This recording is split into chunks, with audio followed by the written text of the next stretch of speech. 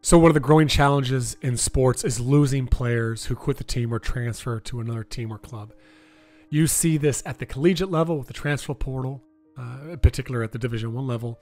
And at the Division III level, you see a lot of players quitting at a higher rate in the past for a variety of reasons. At the high school and youth level, you're seeing individuals transfer clubs or teams for a host of reasons. Sometimes it's for more exposure, more opportunity, or even now for more money with the NIL money coming in. Other times players are quitting the team because they're just choosing to specialize in one sport. So they're just becoming that, single sport athlete, or they want to play just with the club team, and they don't want to play for their school team anymore. And obviously you're seeing large numbers of players quit as well because they're unhappy with playing time or their role on the team. Now, not all players quitting or transferring is a negative. Sometimes it's actually better for our culture. Other times we've got plenty of numbers, right? So, and these individuals aren't that talented, so it doesn't really affect us that much or the team. But today's conversation, Nate and I are going to talk about when an athlete quits or transfers from our team, an athlete that we want to be a part of the program because of their leadership, their character, or even their talent. Or maybe, it's simply an athlete that leaves our team that we want to be a part of the team because we care about them and we enjoy having them on the team. Either way, when these players quit or they transfer, it affects us and it affects the team. We're going to unpack today what those effects are, as well as we're going to talk about how we can personally respond to what feels like rejection and how we can help our team respond in a positive way, as well as how we can respond to that individual who leaves. Welcome to the Coaching Culture Podcast. I'm your host, JP Nurbin, and I'm joined by my friend and co-host, Nate Sanderson. The mission of this podcast is to help you become a better leader and build a better culture. In addition to this podcast, I'm the founder of TOC, which provides one-on-one coaching and consulting for leaders. Learn more about us at tocculture.com. This episode is brought to you by the TOC newsletter. Every Thursday, our newsletter includes two things you don't want to miss out on. Firstly, the notes to that week's podcast episode. Whether you're listening while driving the car, out for a run, or doing the dishes, we don't want you to miss the biggest takeaways from each episode.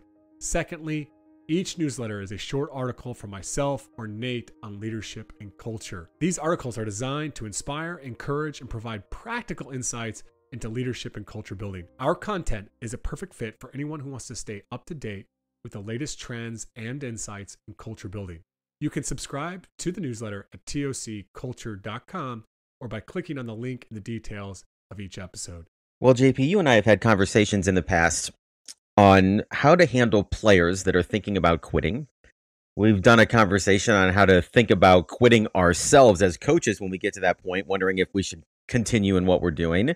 But what we're going to talk about this week is taking a little different angle on the issue of attrition. As you teased in the opener, all of us as coaches are going through this, I think, more and more in the last 5 to 10 years than when I started coach 20 years ago, in that there's just more player movement. And that movement can be from one school to another, one program to another. It can be from your sport to specializing in another sport.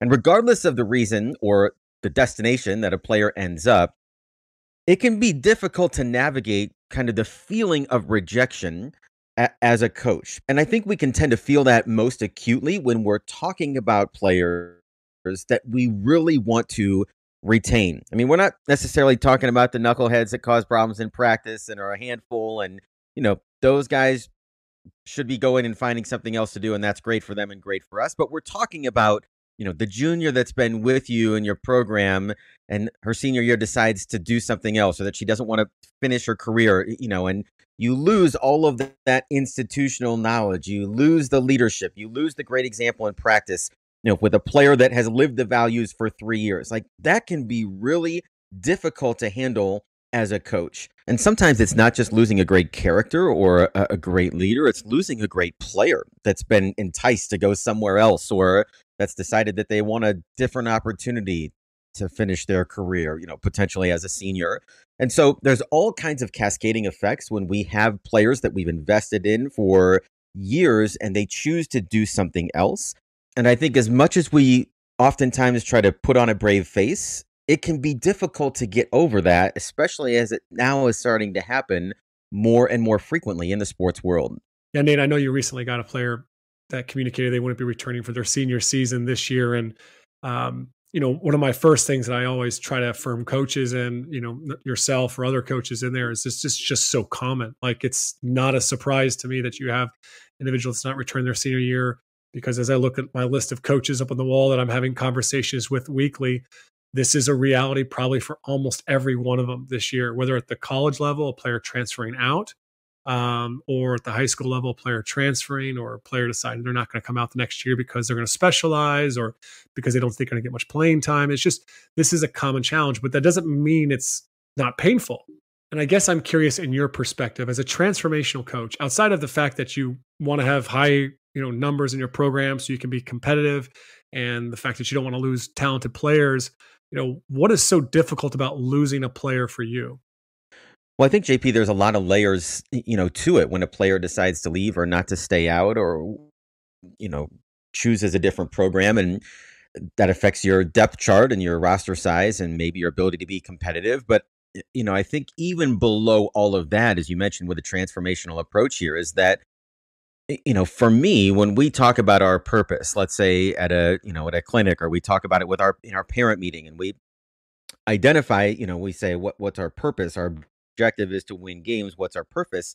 Well, we want kids in their 4-year experience to know that they're loved, to know that their value comes from something, beyond what they do with the ball, and that they were uniquely created to make a difference in this world. But even before we describe that purpose, is that phrase, in their 4 years with us, and it's almost like we expect this 4-year life cycle where they're going to come in with not a lot of experience, and they're going to get used to the game, and they're going to be nurtured, and they're going to be brought along by their upperclassmen, and then eventually they will learn, a little bit about our culture and how we want to treat each other, and start to pick up on our values. And then by the time they're juniors and seniors, you're hoping that they're living those things as a model and as an example for others, but also that it's having an impact on them, and then when they're sent out, so to speak, from your program, that they're equipped to be better people in the real world. And so whenever somebody chooses not to finish, that it just feels disappointing,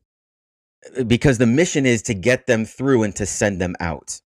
Yeah, and I think what's really impactful that you shared there is, obviously as a coach, we've done all these things to develop this athlete, this player, so that kind of near the end of their career, they're a phenomenal player, they're contributing to the team, right?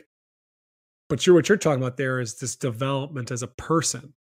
And there's this journey over there, the 4 years that you envision having them, and there's a kind of this arc of transformation, right? And obviously every individual has a different arc or a different story, but even if I look at your program, you have so many things you do, especially that senior year, that kind of rite of passage, that ritual. Joe Ehrman talks about that in his book, Inside Out Coaching, that the power of that final year, from having players do their last lecture to just all the other rituals that we do. So for you as a coach, for so many other coaches out there, this is the big moment, right? This is what you've built towards. And it almost seems taken, it seems you've lost that opportunity to maybe tie things up in a really profound way with that athlete. I guess another question I'd have for you, just is from your perspective, when you look at the team, what's the impact on the team and the team culture that you're trying to create when you lose a player like that as well, too, not just on you necessarily as a coach? Well, I think you can never underestimate the value of institutional knowledge, especially in our case, where if you think about our upperclassmen, and they were 1-20 the year before I got there, culture was a bit of a mess, not a lot of kids were going out, staying out, what have you. And we really turned things around on a lot of different levels. And so the players that have been part of that, bring a unique appreciation and perspective to the change, number one. Number two, particularly when it's players that have been bought in, and that have really tried to live the values and set a great example and play the right way and do things the right way, conduct themselves in the right way in our practices and that sort of thing. It just can't, again, you can't underestimate the importance of having that example and that influence and that maturity. I mean, that's just another issue of, if you're looking at, okay, I lose a senior or I lose a junior and the replacement is a freshman or a sophomore who hasn't been on varsity before, don't know how we practice, don't know how we watch film, they don't know how we pregame prep, they don't know any of those things. Again, they're going to have to learn at some point, but when you think about the deficit of experience that happens when you lose upperclassmen like that, it's not necessarily crippling for a program or for a team. But when I think about it, again, from my perspective as a head coach, I delegate a lot to our captains. I lean a lot on our seniors, to lead groups or to demonstrate drills or to organize, things outside of the team or what have you.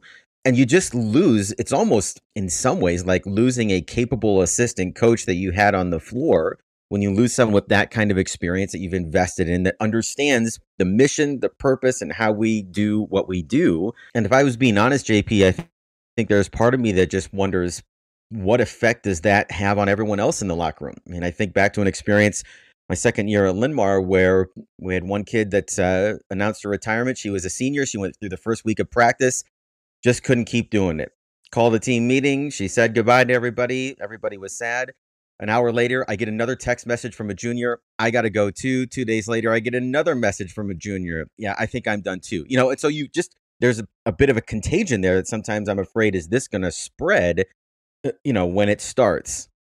Well, I think it's just like in the case of ourselves. But first off, we, within ourselves as coaches, what's the story that we're telling ourselves in those moments? Oftentimes it's that I did something wrong. There's something wrong with our program, right? We go quickly. We make assumptions that are very negative, right?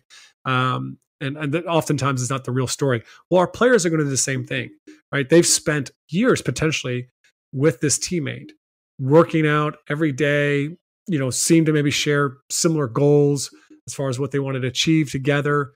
And they lose a teammate, all of a sudden they can go really negative too within their story. There's something wrong with the team. There's something wrong with me as a teammate. So they can go to that place, as well as it potentially changes the standard around the program, which is, hey, what used to be like really taboo, like quitting the team, all of a sudden, like in your case, there was like, oh, we can quit, when things get hard, or we can quit when things aren't going well, or we can quit when we're kind of struggling, which obviously there's situations where players should quit and it's healthy for them to quit and it's what they need to do. But what we're seeing probably more often than not is players quitting because things get tough, things get challenging. They're not getting what they want, and they don't have these legitimate reasons for quitting. And so it kind of creates this new cultural norm or standard because one player has done that. And so that's obviously a legitimate fear in your case. Well, I think you hit the nail right on the head there, JP, at the beginning of your statement there, where we wonder, was it something I said? Was it something that I did? Was it something that, I could have done differently that would have allowed this person to have a better experience or look forward to finishing their career, whatever it might be? And interestingly enough, I was having a conversation here just a couple weeks ago with one of our seniors from last year that's graduated and gone off to college here this fall. And we were talking a little bit about just, kids leaving sport in general. And I asked her, I said, do you think there's anything that we could do or can be doing differently, in a couple of these situations? And she just sort of looked at me and said, no, I don't think so. I think it just comes down to, what they want or what they're looking for, how they want to spend their time. It isn't necessarily an indictment of what we're doing, but number one, it feels like it, right? And number two, if there's nothing that I did necessarily that caused the situation, a player to leave, player to retire, then I feel really helpless, because I'm not sure what to do to try to remedy the problem going forward if we can't figure out what a cause was that was on control. At the end of the day, we just may not have control, in a lot of these situations. And that can also be really frustrating as a coach. Yeah, I think probably one of the dangerous things we could do would be to try to find one reason as the sole reason that we're seeing all these players quit today. I mean, the whole system is starting to become designed to encourage this types of things, from the money that's in sports to scholarships to specialization to just the way the parenting styles today. The amounts that we're expecting out of athletes, right, out of season now across all sports right? The me first culture. I mean, all these things that we've talked about so often on this podcast, right? You know, there's a lot of different reasons that players are quitting. There's a lot of different reasons that players are transferring. It's not just one thing. And so for us, it comes down to what can we do moving forward? And I think there's maybe three things that we should look at here, Nate.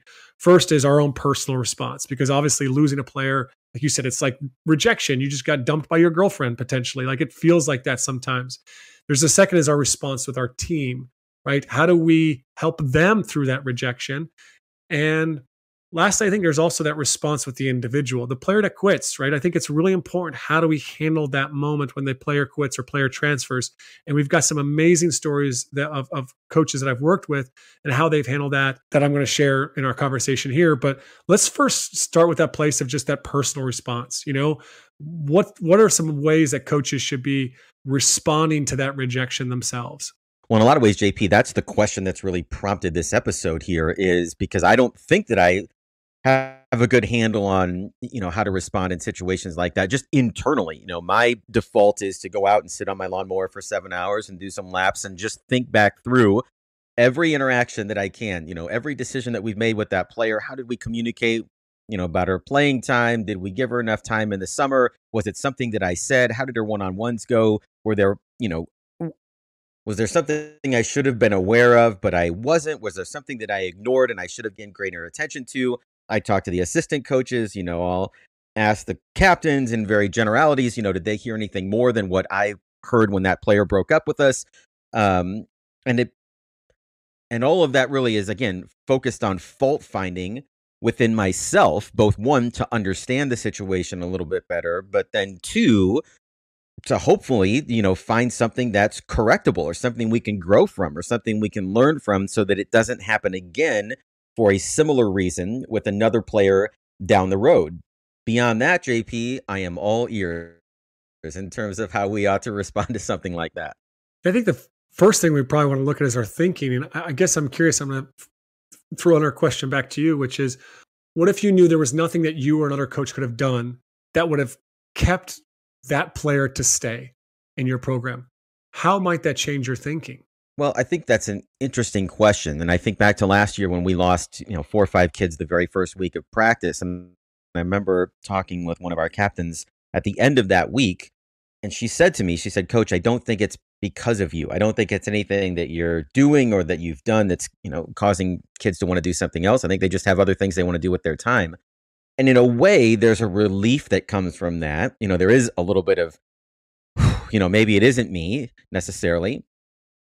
But at the same time, as I said before, that is followed up with kind of a feeling of hopelessness. Like, are we just at the whim, of the wants and desires of 13, 14, 15, 16, 17-year-old kids and what they want on a particular day or a particular time? And that, in some ways is a little freeing, but it's a little more terrifying because it just feels like I don't know if there's anything we can do. And so is this just going to continue no matter what? And maybe it is, and maybe I have to accept that. But it's a bit of a two-edged sword there, I think.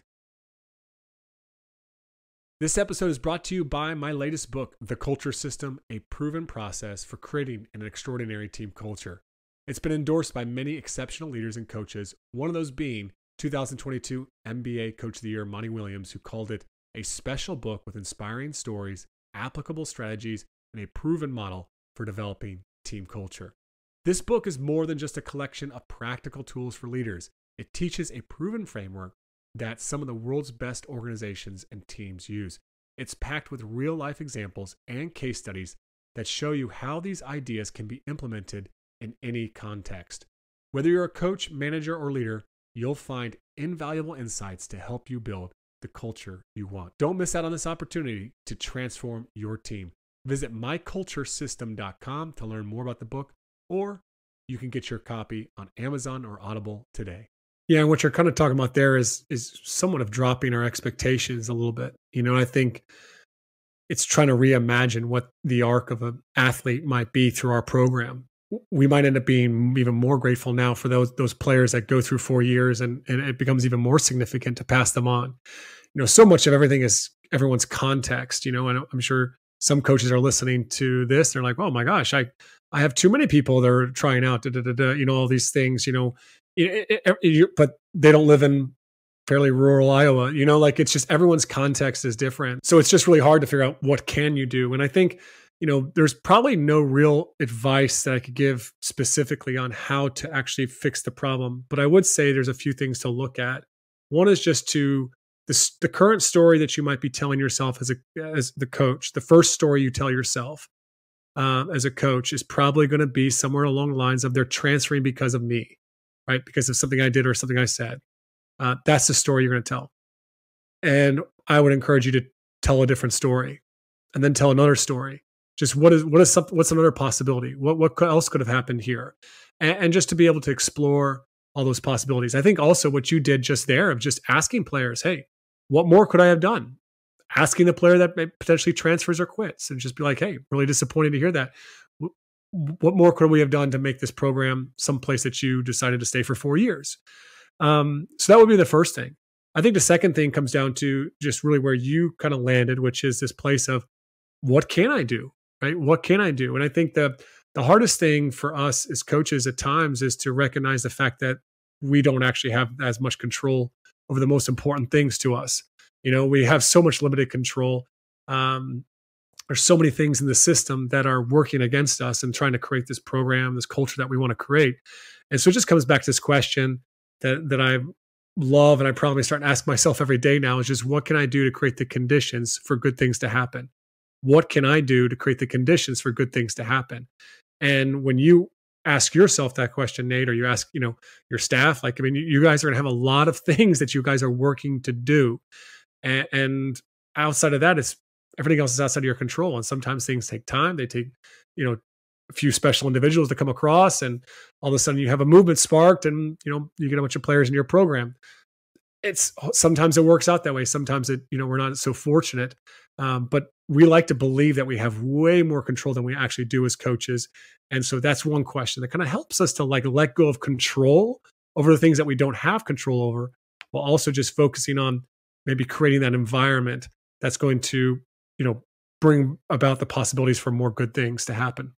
Yeah, JP, I think that's a healthy perspective to take on situations like that. And I think you could apply that to a lot of different things as well. But, in a sense, we're just preparing the ground for seeds to take root. And sometimes they do, sometimes they don't. But we can't make a seed grow. We can't make a seed germinate, right? And I think that in some ways, when we focus on that process of can we just create an environment for good things to happen, inherent in that statement is, and then let go of the rest, or let go of what actually happens. I think that's the magical place, but also the challenging place to try to get to in situations like this. Yeah, I think the next thing we should probably focus on is that response with the individual. And I'd be curious what type of things that you've done with certain individuals that have quit over the years. I know that one coach I work with, in particular, he has quite a few transfers out of his program. They're just really, really talented individuals, and they get a lot of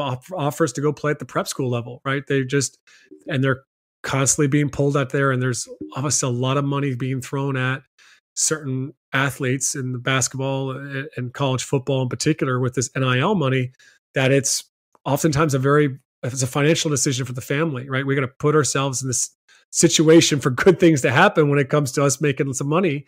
When my kid goes and plays college basketball or college football, right? This is their mindset.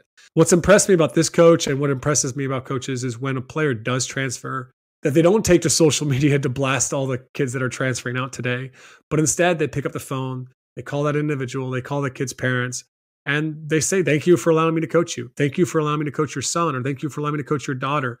And they just express gratitude for the time they did get to work with that individual.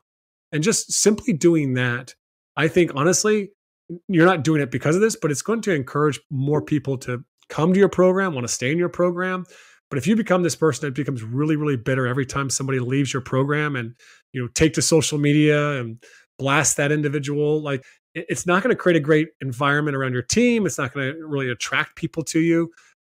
It's probably not the type of leader or person that you want to be. And so I think, one of the most important things is we respond with grace, whether we agree with their reasons. I think we can always understand that people are always doing the best they can with the information that they have. And yeah, they might be making the wrong decision, but for them, they think it's the right decision. And we just have to respect that. Yeah, and I think therein lies the challenge of, can we live those values that we espouse, or that we build our program on, even for those that reject participation in that culture. In other words, love is important to us, right? And so even if a player decides not to finish their career, I'm going to see that kid in the hallway periodically. I'm going to be at some of their games for other sports. Does the fact that they chose not to continue in basketball mean that they don't deserve to be encouraged or greeted, or that I'm still not interested in what's going on in their life and that sort of thing? And that's a grace that I've always tried to extend to those players that have left, is that I still have an interest in you as a human being. And again, it's not going to be at the same level as somebody you're seeing every day in practice, but that they wouldn't get a hint of, well, coach never talks to me again, or doesn't look at me again, or, anything like that, because obviously that can happen, after a player chooses to leave or to specialize or not to continue, especially if they stay in your building. And I remember another example, again, at Linn-Mar, one of those players that quit kind of after the first week there was a senior. She was a captain, but for whatever reason, basketball was just stressful for her. And, over the 2 years that I got to coach her, she was a great kid, great model, great teammate. And so, when she said goodbye to her teammates that night, I just sent an email to her parents. And I just, like you said, thanked them for the opportunity to have her in our program. And here's the things that we really appreciated from her over the last 2 years. And, expressed a little bit of disappointment that she decided to retire early. But we're always going to be a fan of hers, and we always want the best for her. And, just appreciated, again, the opportunity to be her coach. And both parents sent back an email. It was really kind. And so I think that part of it, and just thinking about what would the values that we espouse as a program look like in this situation, is a great guide for how we should respond when these situations happen. Yeah, I think that's a great point, because at the end of the day, that's, when it comes to actually living out our values, these are the moments that it really matters, right? These are the moments that people take note of. I think the other aspect that we got to consider when it comes to our response to a player quitting or transferring is, what is our response to the team? How do we help this team change the narrative?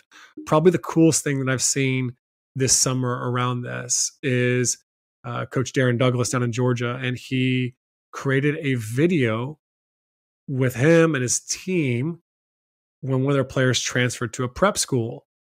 Player's highly talented, maybe a future NBA player, right? But had a lot of reasons for making this transfer.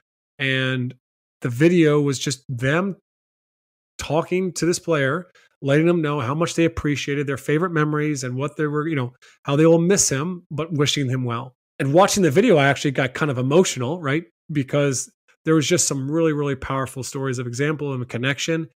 But here, I think the video obviously is probably really positive for that individual receiving it, but it's also helping the coach and the athletes to reframe their perspective of, this isn't just all about us, right? It's about, hey, this person has to make choices that and they're what they believe to be in their best interest.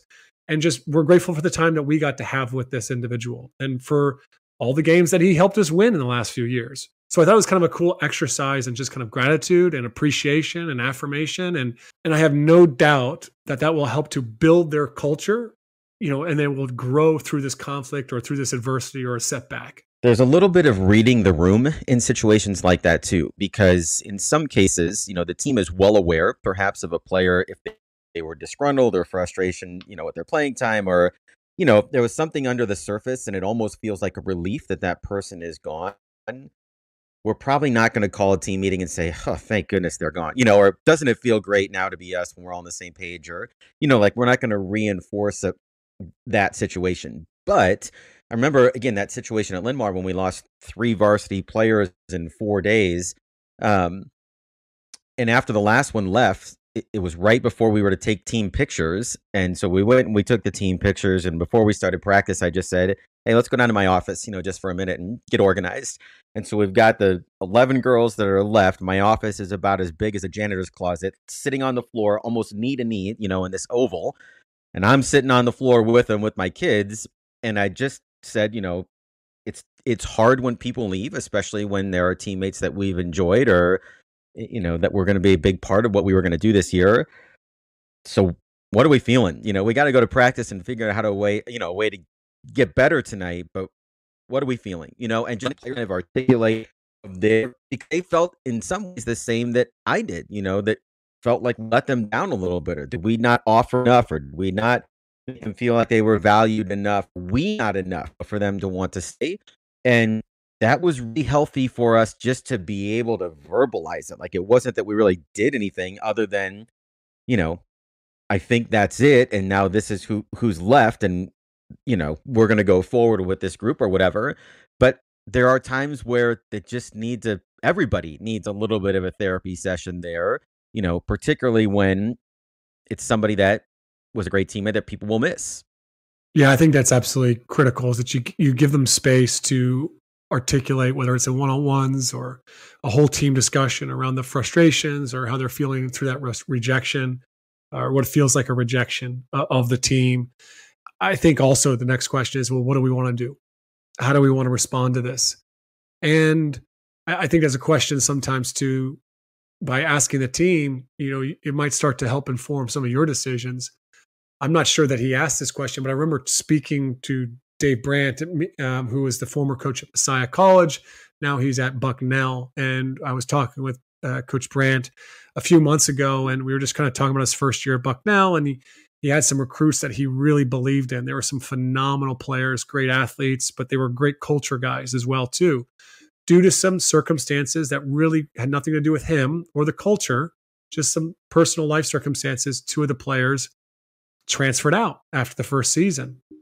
Well, Brandt thought about it and then he decided, no, these guys are right for the team. And he pursued them and he went after them and he called them and he called them and he called the parents and said, what are we going to do to get you back here? This is the place for you, right? We can make this work.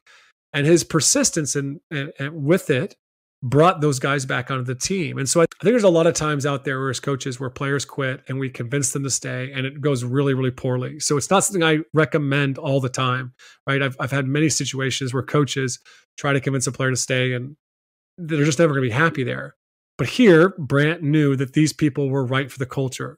And so after some thought, he went after him. And I think that sometimes that's the case for us. I think if there's certain players that leave your program, if the situation presents it, it depends on the context, you might want to fight for them. And you might even your team might want to fight for them. That might be the players come and they have to, advocate and encourage them and try to get them to buy into that. And just be aware there may come a time where it is the right thing to do is to go and to fight for that player to stay and to see what you can do to make that happen. One thing I would add to that too, JP, is that when you do start to hear rumblings that maybe a player is thinking about leaving or quitting, I've always felt like when they send you the text message, hey, can we meet and talk? I usually know what that means. And it feels like, hope is lost and a decision has been made. And I never got a chance to present my side of the story, and what I mean by that is, again, if we just take an example of a senior, I never got a chance to present like the memories you're going to miss out on, and the reason why we really want you to stay, apart from what you can do with a basketball, your leadership, your example, your character, that makes everybody around you better. Maybe there's an opportunity to send a note in the mail, or to reach out to the parents before that final decision is made, just so the player knows this is really how you feel about them and the value that they bring to the program. Because if they're telling themselves a different story and don't get a balanced voice in that, it may become easier for them to sort of step away, if that makes sense. If we circle back, JP, all the way to the first question that you asked at the start of this conversation here about the approach of the transformational coach when it comes to players leaving, I think what I've really wrestled with and had to let go of is that it's a 4-year process.